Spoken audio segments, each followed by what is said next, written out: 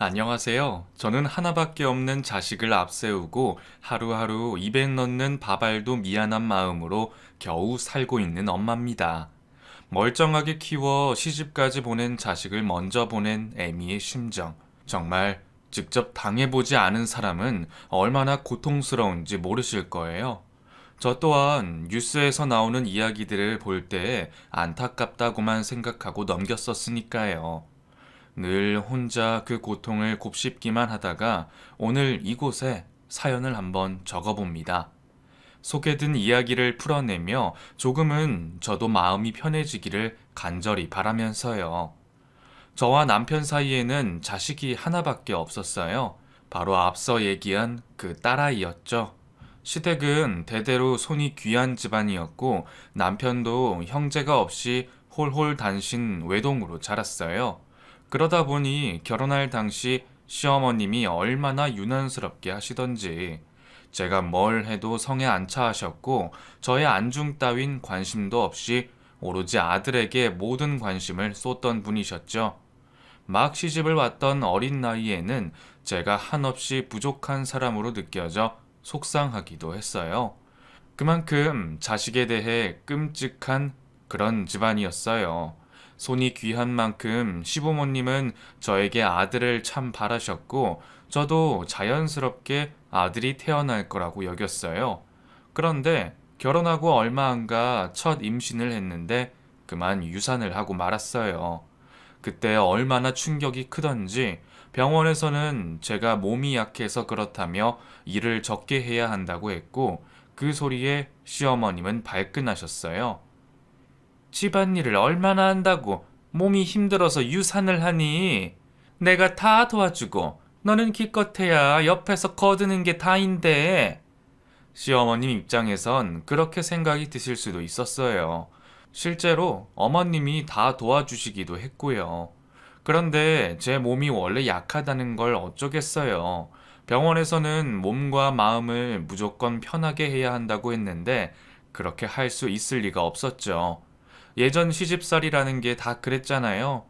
여하튼 그런 상황에 저는 유산을 두 번이나 더 하게 됩니다. 손이 귀한 집안인데도 세 번이나 아이가 섰다는 것 자체가 기적이었어요. 하지만 그 아이들이 다 세상을 보지 못하고 자연 유산이 되었다는 게 문제였죠. 연달아 유산을 하고 저는 결혼하기 전보다 더 살이 빠져서 몸에 뼈밖에 없는 지경이 되자 시아버님이 나서서 제 몸을 챙겨주시기 시작하셨어요. 진정에 가서 한 달 정도 쉬고 오도록 해라. 아니에요, 아버님. 어머님 혼자 살림 챙기시려면 힘드세요. 그런 건 신경 쓰지 말고 네 몸부터 챙겨라. 이러다가 큰일이라도 나겠다. 결국 저는 친정으로 가서 한 달 동안 쉬고 오게 됐죠. 친정을 가는 날 저를 배웅해 주시는 시어머님의 눈초리가 어찌나 매서웠는지 아직도 그 눈매가 기억에 남아 있어요. 일부러 몸이 아픈 것도 아닌데 어머님은 참 많이 저를 미워하셨던 것 같아요. 그래도 시아버님의 특단의 조치가 효과가 있었던지 그렇게 쉬고 와서는 한동안 몸이 좋아졌습니다. 그때 먹은 보약도 한몫했던 것 같아요. 시어머님이 제 보약을 들고 아들에게도 이렇게 안 먹여봤다고 혼잣말을 하시던 기억이 나네요. 그런 보살핌 속에 저는 체력을 회복하고 드디어 임신에 성공했습니다. 임신하고 안정기에 들어섰을 때 얼마나 안심이 되던지 유산도 습관이 되면 계속된다고 해서 정말 조심했거든요. 집안의 온 가족이 혹시나 하는 걱정 때문에 조심하고 또 조심했고 그 정성이 통했던지 10달을 잘 보내고 출산을 할 수가 있었어요. 그런데 그렇게 어렵게 낳은 아이가 아들로 태어났으면 참 좋았을 텐데 그만 딸로 태어났죠. 시아버님은 못내 아쉬워하셨고 시어머님은 대놓고 아쉬워하셨어요. 몸도 채 풀지 못했는데 저에게 참 모진 소리를 하시더라고요. 바로 둘째 준비하거라. 달아서 낳아야지. 내가 무슨 말 하는지 알지? 네, 어머님. 에휴, 아들이 먼저 나왔으면 좀 좋았니 그래. 가감없이 생각을 입 밖에 내는 어머님 때문에 혼자 얼마나 울었는지 모릅니다. 같은 여잔데 어쩜 그리 입장이 다른지 정말 많이 서운하더라고요. 그래도 남편이 저를 참 많이 감싸줬어요. 어머님 때문에 속상해하면 그런 말 맘에 담아두지 말라며 저를 꼭 안아주고 그랬거든요. 그리고 시부모님이 반기지 않는 딸아이도 정말 많이 예뻐해 줬습니다. 퇴근하고 집에 오면 일찍이 저녁을 먹고 아이를 늘 안고 있었어요. 당신 힘들어요. 이제 아영이 내려놓고 쉬어요. 안 힘들어. 이렇게 작고 가벼운데 뭐가 힘들어. 당신도 참. 어디서 이렇게 예쁜 아이가 왔는지 몰라. 정말 눈에 넣어도 안 아플 것 같아. 오밀조밀한 아이의 얼굴을 바라보며 눈에서 꿀이 뚝뚝 떨어지듯이 그렇게 사랑스럽게 아이를 봤어요. 정말 힘든 시집살이였지만 남편의 그런 모습에 힘을 얻어 견뎌낼 수가 있었죠. 유산을 했지만 앞서 여러 번의 임신을 했기에 또 임신이 될 줄 알았어요. 임신만 되면 한 번 더 아들을 기대할 수 있으니 그때는 시부모님이 원하는 아들이 태어나지 않을까 바라기도 했고요. 그런데 딸아이 이후로 임신이 되지 않았어요. 임신을 하려고 정말 많이 노력했는데도 되지 않더라고요. 결국 그토록 바라시는 손자를 안겨드리지 못했죠. 아들을 바라는 집안 분위기 때문인지 딸아이는 자라면서 여자아이 같은 구석이 없었어요. 성격도 사내 아이처럼 털털했고 동네 친구들도 남자친구들이랑 더 많이 어울려 놀았어요. 여느 아이들처럼 소꿉놀이를 하는 게 아니라 온 동네를 뛰어다니며 그렇게 놀더라고요. 그 모습에 시어머님은 또 선머슴처럼 하고 다닌다고 핀잔을 주시기도 했지만 제 눈에는 아이가 눈치 보여서 그런가 싶어 안타깝게만 보였습니다.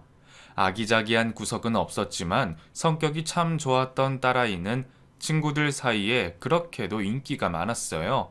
아이들이 뭘 하든 우리 아이와 하려고 하고 그러더라고요.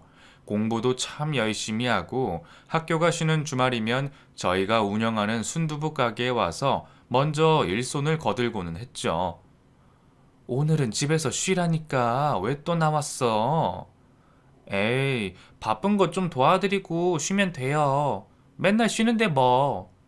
맨날 쉬긴 고등학생이 쉴 틈이 어딨다고. 그러지 말고 들어가서 책이라도 한 번 더 봐. 엄마, 내가 알아서 다 해요. 걱정하지 마시라니깐. 딸아이는 정말 똑부러지게 행동했어요. 공부면 공부, 교우 관계면 교우 관계, 학교에서 선생님들 사이에서도 귀여움을 많이 받는 그런 아이였죠. 정말 잘 키운 딸 하나, 열아들 안 부럽다는 말이 맞는 것처럼요.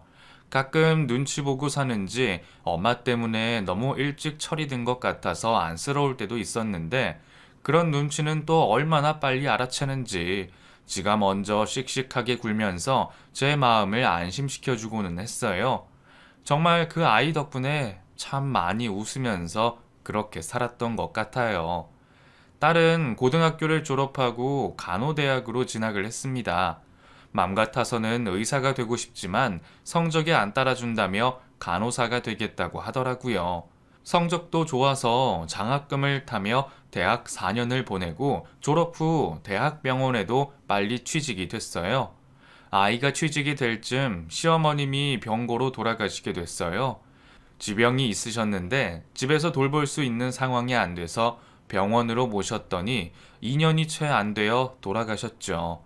임종 직전에 어머님을 뵈러 갔었는데 늘 정신없는 모습만 보다가 그날따라 저희 얼굴을 알아보시더니 저에게 미안하다고 하시더군요. 이렇게 예쁘게 손녀가 커서 지 몫을 다하는 모습을 보니 아들 아들 우겼던 지난 시간들이 아무 소용없는 일이었다고 하셨어요. 그러면서 미안하다고 하셨는데 그 말씀을 들으며 얼마나 눈물이 나던지요. 같이 갔던 딸아이도 숨죽여 흐느끼고 그렇게 마지막 인사를 나눴었어요. 캐캐 묵은 감정들이 그날 씻겨 내려가는 기분을 느끼며 이렇게 잘 자라준 아이에게 한없이 미안하고 고맙고 그랬었습니다. 시어머님의 장례식을 치르고 아버님이 운영하시던 순두부 가게를 저희에게 넘겨주셨어요. 전통 방식으로 순두부를 직접 만들어 파는 곳이라 손님이 많은 가게였거든요. 그렇게 저희 부부는 가업을 이어받아 가게를 좀 더 잘 운영하기 위해 애를 썼고, 딸아이는 새로 시작한 간호사 일에 적응하며 열심히 하루를 살고 있었죠. 그렇게 몇 년을 딸아이도 저희 부부도 정신없이 살았던 것 같아요.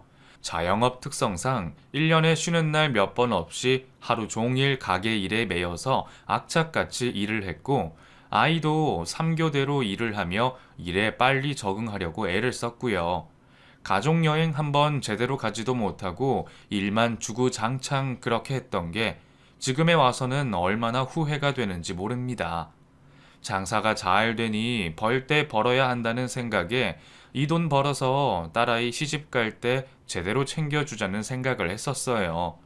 하나밖에 없는 딸 자식 시집 갈 때 기죽이지 말자는 생각으로 그렇게 벌었는데, 나중에 잘해주자는 그런 생각은 정말 부질없는 일인 것 같습니다. 아이가 먼저 세상을 떠나고 나니 그 추억을 먹고 살게 되는 걸. 생전에 좋은 거 같이 하고 맛있는 거 같이 먹는 게 제일 행복하다는 것을 미처 알지 못했습니다. 그래서 그렇게 정신없이 살게 된 거겠죠. 딸이 간호사가 되고 4년 정도 지났을 때 집에 와서 결혼하고 싶은 사람이 있다고 했어요. 같은 병원에 근무 중인 직원이었는데 임상병리사로 일을 한다고 하더군요. 제대로 연애하는 걸 한 번도 보지 못했었기에 뜬금없는 결혼이란 말에 많이 놀랐었어요. 집에서 우리가 신경 쓸 만한 이야기는 원체 안 하던 아이였기에 연애를 하는 걸 모를 법도 했고요. 다 우리를 위해 아이가 배려해 준 거겠지만 부모가 되어서 관심을 깊이 가져주지 않았던 건 아니었나 싶은 생각도 듭니다. 그래서 지난 날이 더 아쉽고 후회가 돼요. 어쨌거나 뭐든 알아서 잘 하는 아이였기에 결혼 상대에 대해서도 크게 걱정을 하진 않았습니다. 야무진 아이니까 알아서 잘 선택했겠지, 그렇게 생각했어요. 실제로도 저희한테 인사를 처음 온 날 보아하니 사람이 참 좋더군요. 털털한 성격에 왈가닥인 아이의 성격과 정반대로 차분하고 섬세하고 말투만 봐도 자상해 보였어요. 그래서 둘이 참 잘 어울린다 싶었죠. 어머님, 아버님, 아영 씨와 결혼해서 행복하게 살겠습니다. 저 정말 잘할 자신 있어요. 믿어주십시오. 우리 아영이가 선택한 사람이니 우리도 믿네. 부디 서로 아끼면서 그렇게 살아. 네, 감사합니다, 아버님. 결혼 승낙을 받던 그날 사위가 얼마나 환하게 웃던지 딸의 손을 잡고 행복해하던 두 사람의 얼굴이 눈에 아른거립니다. 대화를 나눠볼수록 참 바른 사람이었어요.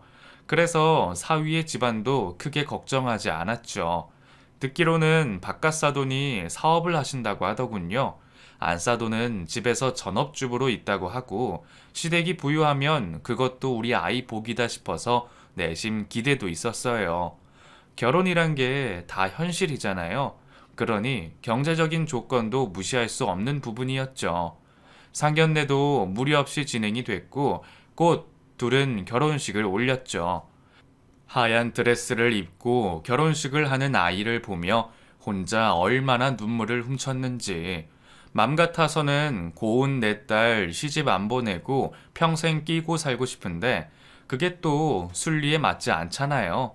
순전히 부모 욕심인 거지.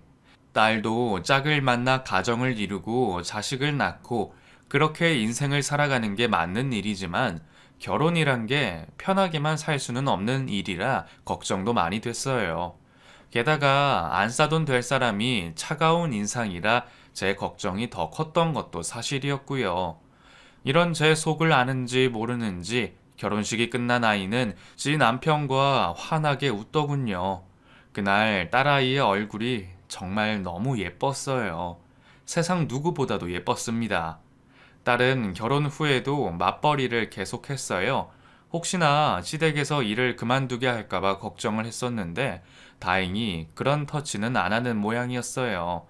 힘들게 공부해서 간호사가 됐는데 얼마 하지도 않고 그만두게 되면 얼마나 아쉬워요. 사업하는 집안이라 혹시나 고지식 할까봐 걱정이 됐었거든요. 시어른들 너 예뻐해 주시니? 그럼 딸아이 생긴 것 같아서 좋다 하셔.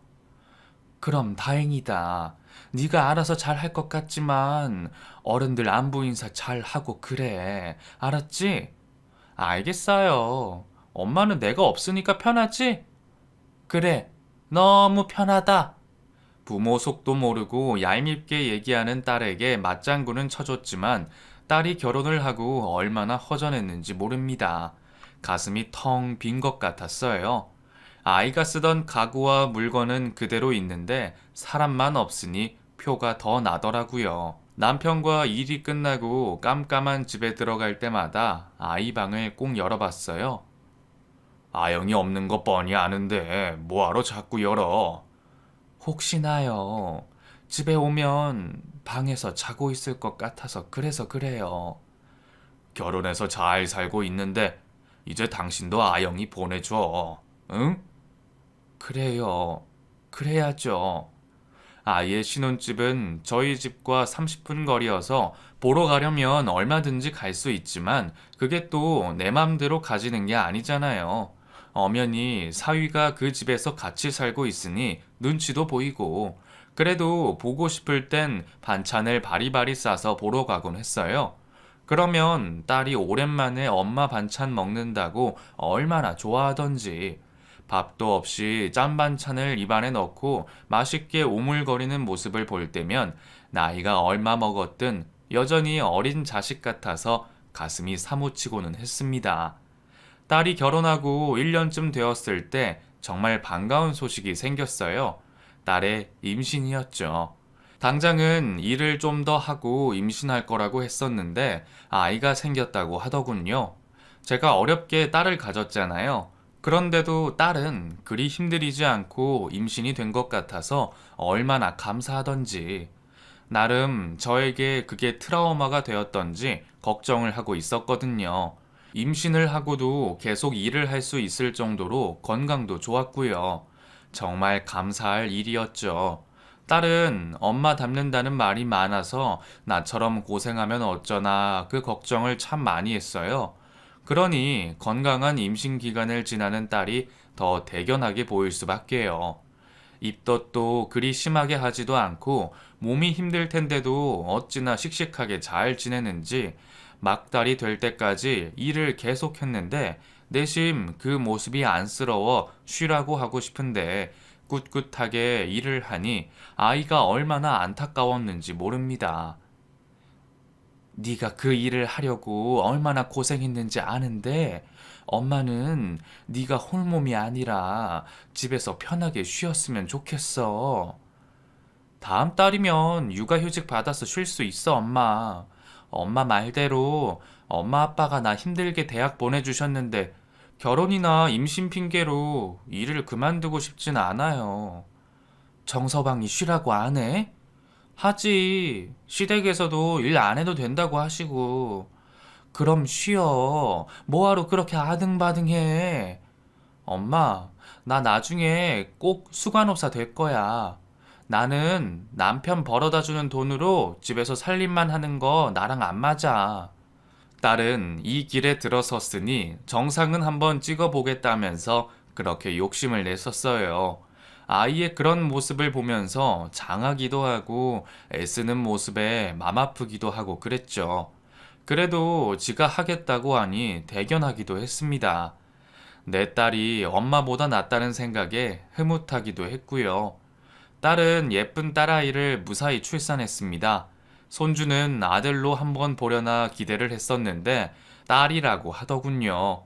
혹시나 사위가 서운해할까 싶어 마음이 쓰였는데 그런 내색을 전혀 안 보였어요.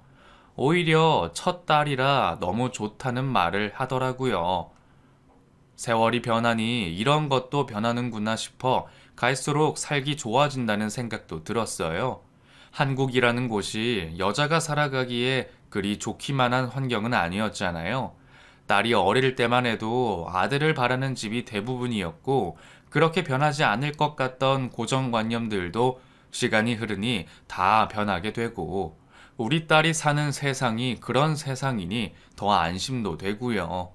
결혼도 자식도 큰 이변 없이 순탄하게 해내는 딸과 사위를 보며 이제는 한시름 놓았다고 마음을 놓을 때였어요. 어느 날 딸아이가 어두운 표정으로 집으로 왔습니다. 무슨 일 있어? 얼굴이 왜 이렇게 어두워? 응? 엄마, 이런 말 꺼내서 정말 미안한데요. 무슨 말인지 딸은 쉽게 말을 못하고 우물쭈물 말을 아꼈어요. 큰일이 났다 싶어서 저는 덜컥 겁이 났고요. 아니나 다를까 어렵게 꺼낸 말을 듣고 놀라지 않을 수가 없었어요. 엄마, 지금 시아버님 회사가 부도 직전이래. 뭐? 부도? 어, 경기가 안 좋아서 수금이 잘 안 됐었나 봐. 급하게 돌려 막으시다가 어음이 부도가 나기 직전이래. 엄마, 정말 죄송한데 우리 시아버님 한 번만 도와주시면 안 될까? 내가 어떻게 도와드려? 딸은 저에게 돈을 부탁하더군요. 생각보다 금액이 컸어요. 당연히 회사 부도를 막는 거니 푼돈으로 안 되는 거겠지만요. 이것만 넘어가면 괜찮아질 거래요. 그러면 은행 대출도 다시 할 수 있으시다고 하니 몇 달만 쓰고 돌려드린대요. 엄마 부탁해요. 응? 그냥 두고 볼 수만은 없었던지 딸은 저희에게 사정사정을 했고 저희도 딸아이의 미래를 위해 모른 척 할 수가 없어서 노후에 쓰려고 모아둔 돈을 빌려주게 됐습니다. 그 돈이 자그마치 2억이었어요. 현금으로 만들 수 있는 돈 다 모았어. 시아버지 가져다 드려. 엄마, 고마워요. 꼭 돌려드릴게요. 응? 그래, 알았어. 어서 집에 가서 정서방이랑 지은이 챙겨. 미안한 마음에 선뜻 통장을 못 챙기는 아이 손에 봉투를 쥐어주며 얼른 집에 가라고 등을 떠밀었어요.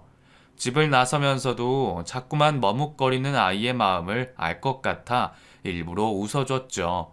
이 돈으로 무사히 넘어가면 좋겠다는 생각밖에 안 들었던 것 같아요. 이미 아이들 집도 저당이 잡혔다는 얘기를 들었기에 마음이 너무 무거웠거든요. 부디 딸 가족이 큰 고통 없이 이 상황이 잘 넘어가길 바라고 또 바랬습니다. 그렇게 돈을 빌려가고 한동안 딸은 연락이 없었어요. 상황이 어떻게 돌아가는지 너무 궁금했지만 일부러 전화를 걸 수도 없더라고요.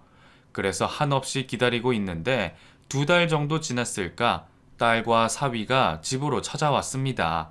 가게 문을 닫고 캄캄해진 뒤에야 귀가를 했는데 그 시간에 맞게 집으로 왔더라고요. 너무 늦은 시간에 손녀가 걱정이 돼서 물으니 시어머니께 맡기고 왔다며 말하는 딸과 사위의 목소리가 심상치가 않았어요. 엄마, 어떡해요? 왜 울어? 응? 왜 울고 그래? 어머님, 아버님, 죄송합니다. 제가 면목이 없습니다. 딸은 울음을 그치지 못하고 계속 흐느끼고 사위는 저희 앞에서 고개를 들지 못하더군요. 그러면서 한참 뒤에 말을 꺼내는데 결국 사돈의 회사가 부도를 피하지 못했다는 얘기였습니다. 어머님 돈은 어떻게든 찾으려고 했는데 그게 어렵더라고요. 정말 사방팔방 방법을 다 찾아봤는데 안 될 것 같습니다. 정말 죄송합니다. 정말 죄송합니다. 사위는 머리가 바닥에 닿을 듯이 고개를 숙이고 사과를 했고 딸은 눈물을 멈추지 못하고 계속 울고 있었어요. 애초에 돈을 빌려주면서 혹시나 하는 불안감은 있었습니다. 돈을 못 찾을 가능성도 있다고 생각했어요, 당연히. 그런데 막상 정말 그 돈을 다 잃었다고 전해 들으니 억장이 무너지는 건 어쩔 수가 없더군요. 눈앞이 캄캄했습니다. 상가 건물도 처분하고 그렇게 마련한 돈이었는데 젊은 날부터 고생해온 남편과 여생은 편하게 둘이서 지내려고 마련했던 돈이라 앞으로 어떡하나 그런 생각도 들었어요. 다행히 순두부찌개 가게가 아직은 성업이라 또 모으면 되긴 하지만 그만큼 모을 수 있을지도 미지수였어요. 얘기를 같이 듣던 남편도 얼굴색이 좋지 않긴 마찬가지였어요. 그래도 저보다는 정신이 빨리 들었는데 말을 하더군요. 아영아, 그만 울고 이제 진정해. 정서방도 그만 일어나고. 너희가 잘못한 것도 아닌데 왜 그래? 사업을 하다 보면 그럴 수도 있는 거야. 엄마 아빠가 그 돈을 어떻게 모았는데 쉬는 날도 안 쉬고 아침부터 밤까지 하루 종일 일해서 모은 돈인데 나 때문에 이렇게 된 거야. 나 때문이야. 아영아, 이건 누구 탓이 아니야. 엄마도 어쩌면 못 받을 수 있다고 생각하면서 내준 돈이었어요. 그러니까 자책하지 마. 응? 정서방도 진정하고 우리보다 사돈 어른들이 더 정신이 없으시겠네. 우선 그쪽부터 일을 수습하게나. 장모님, 장인어른, 정말 면목이 없습니다. 제가 방법을 좀 더 찾아볼게요. 아님, 제 월급이라도 매달 드리겠습니다. 자네 월급을 주면 우리 딸이랑 손녀는 뭘 먹고 사나? 우리 방법은 천천히 찾아보고 이제 아영이 데리고 가서 이만 쉬게나. 자꾸만 우는 아이를 보고 있기가 힘들었어요. 그래서 집으로 가라고 등을 떠밀어 보내버렸죠. 한숨이 절로 나왔어요. 어쩌다 일이 이 지경이 됐는지 남편도 저도 애들 앞에선 동요하지 않은 척했지만 마음이 편할 리가 없었죠. 그렇게 며칠을 속에 고구마가 든 것처럼 보내고 겨우 정신이 들 무렵 바깥 사돈이 야반 도주를 했다는 소식이 들려왔습니다. 그게 사실이야? 아니, 그 양반이 그렇게 사라지면 남은 사람들 어쩌라는 거니? 그러게 엄마, 나 정말 미치겠어. 안사돈은 어떤데? 어머님은 우리 집에 들어오실 것 같아. 시댁이 지금 경매가 걸린 터라. 뭐? 아휴, 정말 보통 일이 아니구나. 너 괜찮겠어? 뭐, 어머님이 오시면 지은이 봐주신다고 하니까 서로 불편해도 감수해야죠, 뭐. 지금 이것저것 가릴 상황이 아니야. 딸의 말대로 어쩔 수 없는 상황이었지만 시모를 모시고 살게 될 딸이 걱정이 됐었어요. 왠지 모르게 사람이 참 차가웠거든요. 아무리 어린애를 키운 지 오래됐다고는 하지만 본인 친손녀에게도 그다지 살갑게 대하지 않는다는 소리를 들은 터라 괜히 시집살이를 시키는 건 아닌가 하는 걱정도 됐어요. 아무리 걱정이 된다고 한들 딸내에 들어가지 말라고 할 수도 없으니 상황을 지켜보는 수밖에는 도리가 없었습니다. 안사돈과 합가를 하고 보름 정도 지났을 때 딸과는 매일 통화를 했는데 목소리가 갈수록 기운이 없더군요. 혹시나 불편해서 그런가 싶어 무슨 일이냐고 물으면 계절 때문에 그런 거라면서 괜찮다는 얘기만 했어요. 하지만 엄마들은 감이라는 게 있잖아요. 괜찮다는 말이 정말 괜찮은 걸로 들리지가 않더라고요. 일도 하면서 집안에 시모까지 있으니 아이가 얼마나 힘들지 눈으로 안 봐도 짐작이 됐었어요. 이게 다 뭐야? 아영이네 반찬이요. 오늘 한번 가보려고. 가게 조용할 시간이니까 금방 다녀올게요. 그렇게 해. 운전 조심하고. 반찬에 김치에 소고기국도 한솥 끓여서 바리바리 챙겨 딸내로 향했어요. 안사돈이 있을 것 같았지만 오랜만에 인사도 좀 드리자 싶은 생각이었고요. 안사돈이 좋아한다는 딸기를 사서 집에 갔더니 손녀는 어린이집을 가서 없고 안사돈 혼자 집에 있더군요. 어서 오세요, 사부인. 잘 지내셨죠? 쉬고 계신데 제가 눈치 없이 온 건 아닌가 싶네요. 아니에요. 들어오세요. 안사돈을 따라 안으로 들어가니 온 거실에 매니큐어 냄새가 진동을 하더군요. 냄새가 너무 역해서 뭔가 봤더니 안사돈이 발가락에 시뻘건 칠을 하고 있었어요. 아, 좀 무료해서요. 날씨가 점점 더워지니까 기분 전환 삼아 사부인도 발라드릴까요? 아니에요. 저는 가게에서 음식을 만져야 해서 괜찮습니다. 그럼 좀 앉아 계실래요? 이건 마르기 전에 마저 바르고요. 네, 그러세요. 햇빛도 안 보고 사는지 유독 새하얀 피부에 시뻘건 매니큐어를 바르고 있는 모습이 썩 좋아 보이진 않았어요. 저는 싸운 것들을 냉장고에 넣으려고 부엌으로 갔고 그곳에서 어이없는 광경을 보고 맙니다. 개수대 안에 밥 먹은 그릇들이 잔뜩 쌓여 있고 조리대 위에는 정리식기와 식재료들이 잔뜩 올라가 있었어요. 눈살이 절로 찌푸려졌습니다. 집에 있으면서 주방 정리 정도는 해줄 수 있는 일이건만 손 하나 까딱 안 하고 매니큐어만 바르고 있으니 대체 저 사람은 왜 저러나 싶은 생각이 들더군요. 오전 근무라서 남들보다 일찍 아침을 시작했을 딸의 모습이 안 봐도 그려져서 마음이 많이 안 좋았어요. 속에서 부글부글 끓어오르는 걸 겨우 참아내며 설거지를 시작했어요. 설거지를 겨우 마치고 거실을 쳐다보니 아직도 손톱에 매니큐어를 바르고 있는 사돈이 보였어요. 참, 너무한다 싶더군요. 문득 참 낯짝이 두껍다는 생각도 들었어요. 저희 집에서 빌려준 돈을 몽땅 잃었는데도 저에게 미안해하는 느낌이 전혀 없더라고요. 예의상이라도 미안하다는 말을 해야 정상이 아닌가 하는 생각도 들고 집에 들어설 때만 해도 상황이 안타까워 딱한 마음도 있었는데 시간이 흐를수록 점점 기분이 나빠지고 있었어요.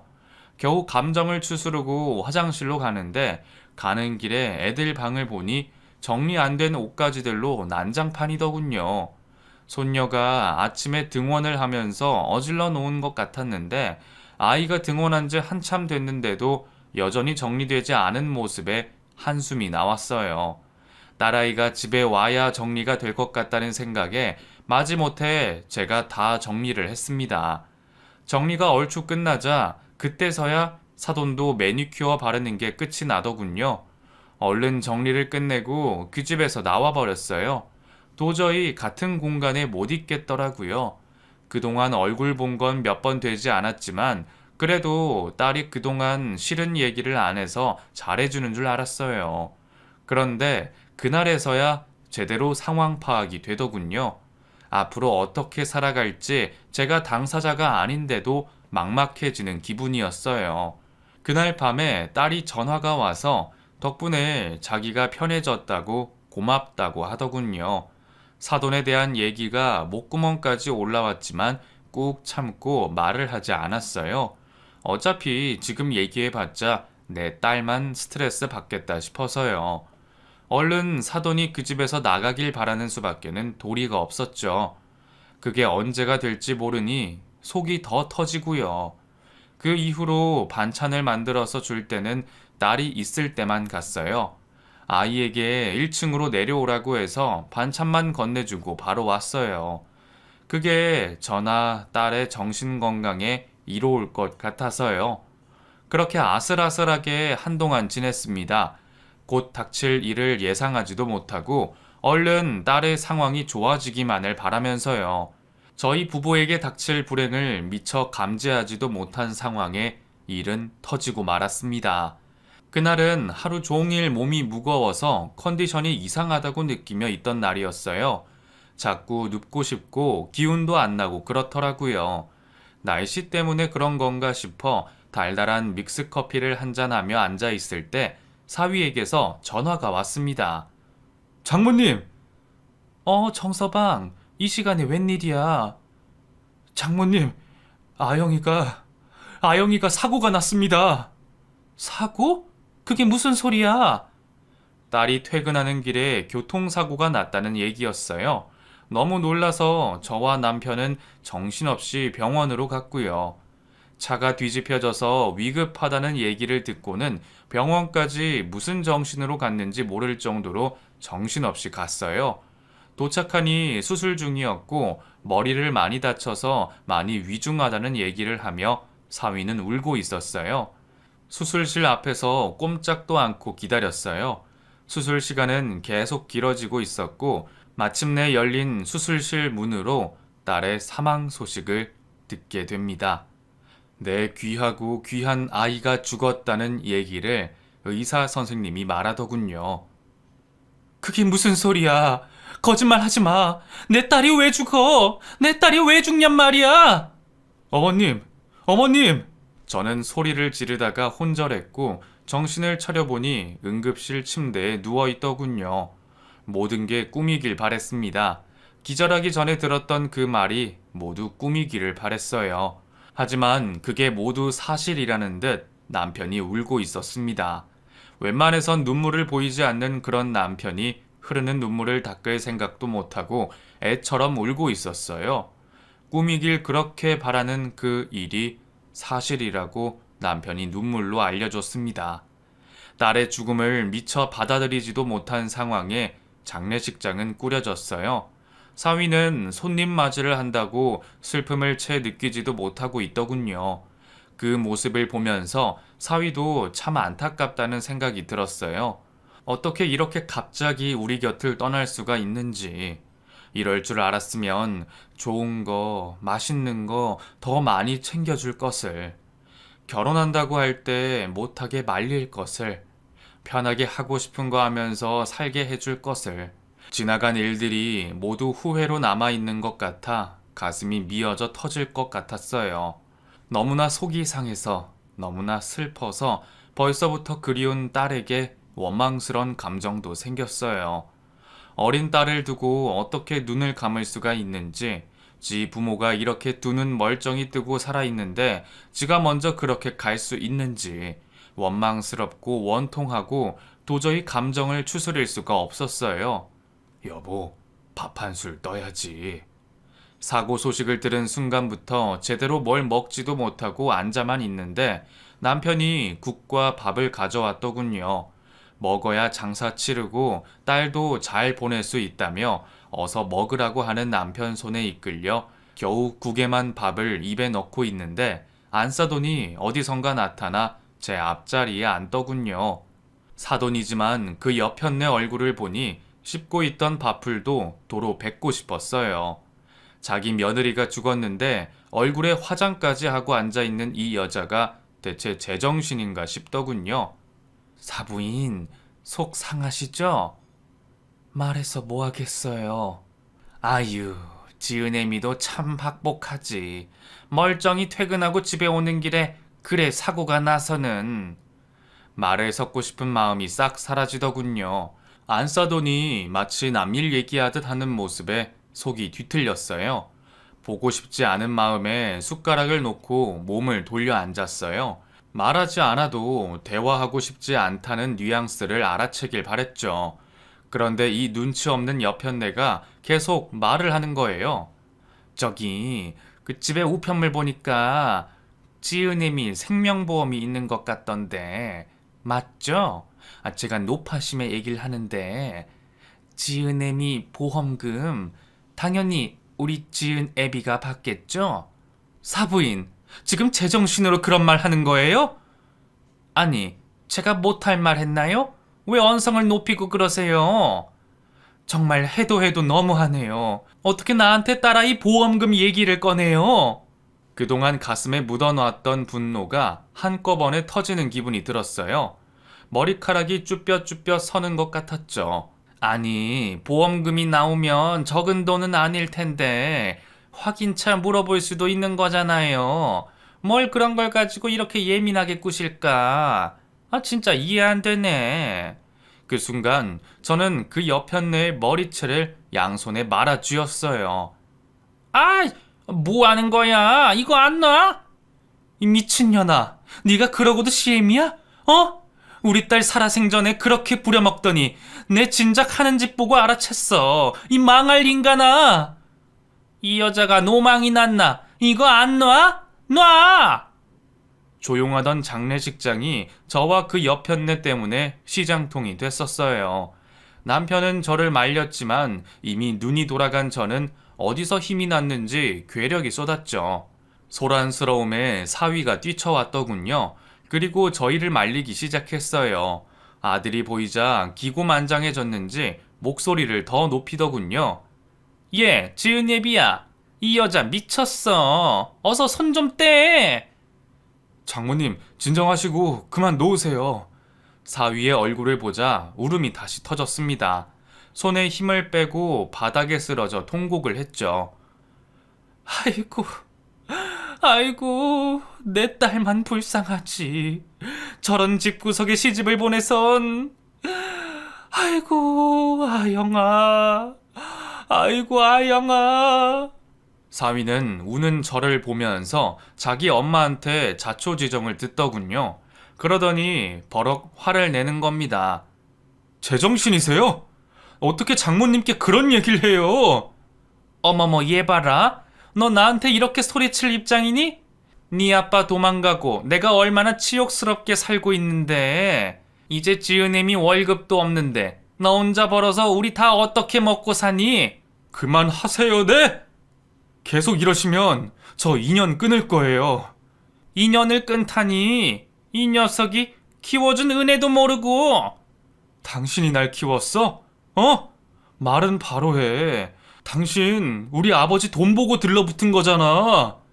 갑작스런 얘기에 저는 눈물을 그치고 그들을 쳐다봤어요. 사위는 흥분해서 잠시 이성을 잃은 것 같았죠. 그 바람에 그동안 저희에게 숨겨둔 얘기를 다 쏟아내고 있었어요. 결혼하기 전까지 내 월급 그대로 다 드렸잖아요. 그 돈 다 어쩌셨어요? 돈 모아주겠다고 통장까지 가져가 놓고 그 돈 다 어쩌셨냐고요?